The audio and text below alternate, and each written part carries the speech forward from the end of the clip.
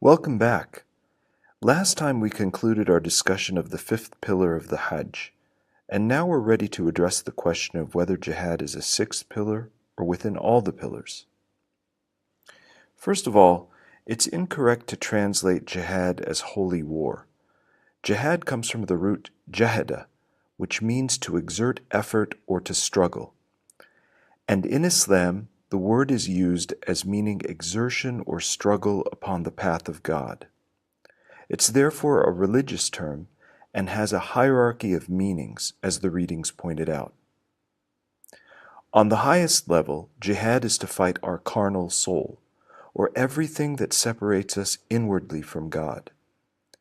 Then there is the extension of this to the moral battle that one has to exert oneself every day in life to do God's will. The Lord's Prayer in Christianity, "Thy will be done," is very easy to recite, but extremely difficult to do, whether one is a Christian, Jew, Muslim, or anything else. And jihad in the Muslim mind always has to do with this sentence, "Thy will be done on earth as it is in heaven." How do we do God's will on earth? We have to exert ourselves.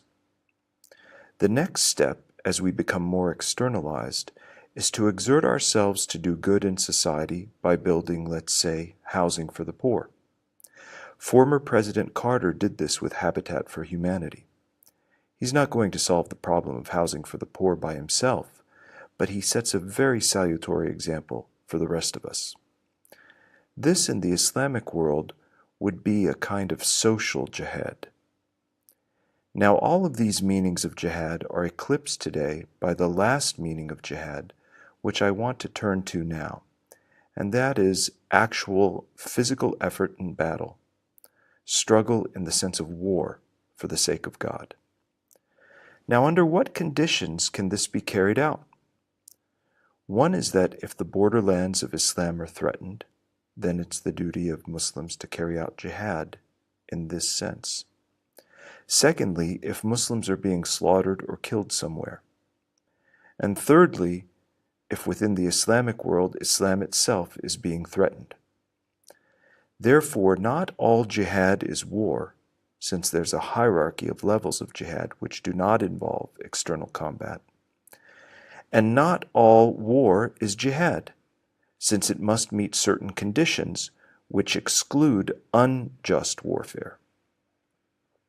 Now, all three conditions of jihad were fulfilled when the Soviet Union invaded Afghanistan in 1979. First, Afghanistan was a borderland of the Islamic world. Second, the Soviets massacred many Muslims. And third, Islam itself was being threatened because the Soviet Union was a communist empire. Fortunately, this was one instance in which the invasion of an Islamic country was against the interest of the West, because the Soviet Union had invaded.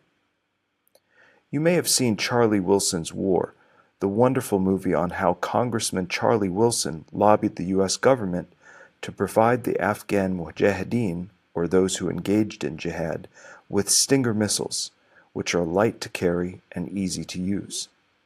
They can be shoulder-fired by a single person and take down a $100 million aircraft. The Stinger missiles were devastating for the Soviet military, and the Soviet Union simply couldn't afford the war any longer, so they pulled out.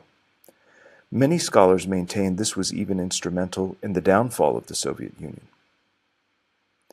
Unfortunately, things went terribly wrong after the war, with no economic assistance to rebuild the country and different groups fighting for power in Afghanistan.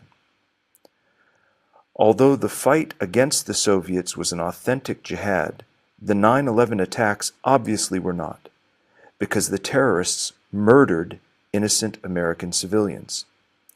So is calling terrorism jihad in U.S. interests? Absolutely not. Why is that?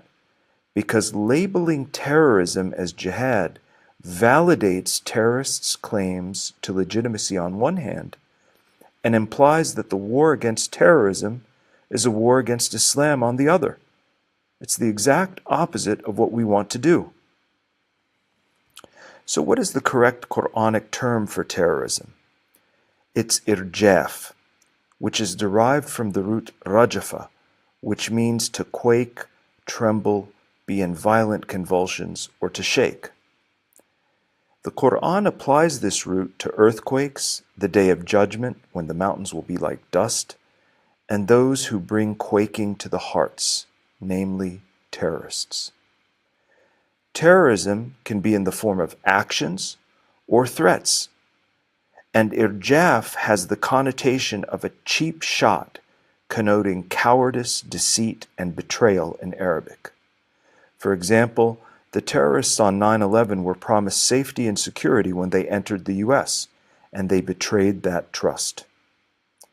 The penalty for irjaf, or terrorism, is execution according to the Qur'an, and hellfire in the hereafter if the terrorists don't repent before death. Next time we'll examine the intellectual and political conditions behind extremism before returning to the question of how jihad is within all the pillars of Islam.